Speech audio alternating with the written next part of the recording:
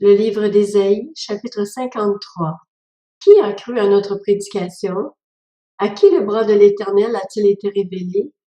Il a grandi devant lui comme une jeune plante, comme un rejeton qui sort d'une terre toute sèche.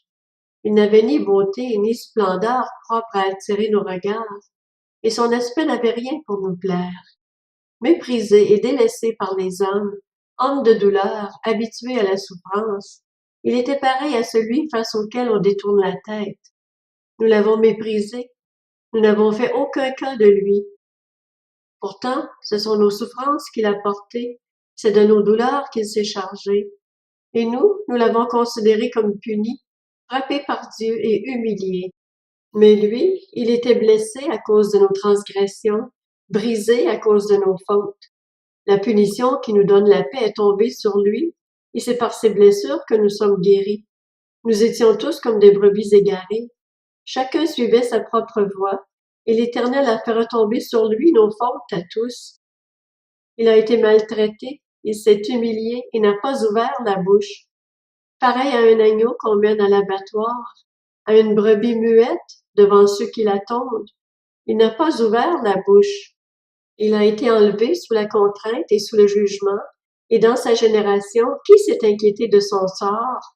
Qui s'est soucié de ce qu'il était exclu de la terre des vivants, frappé à cause de la révolte de mon peuple?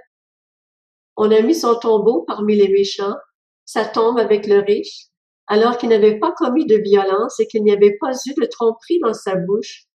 L'Éternel a voulu le briser par la souffrance.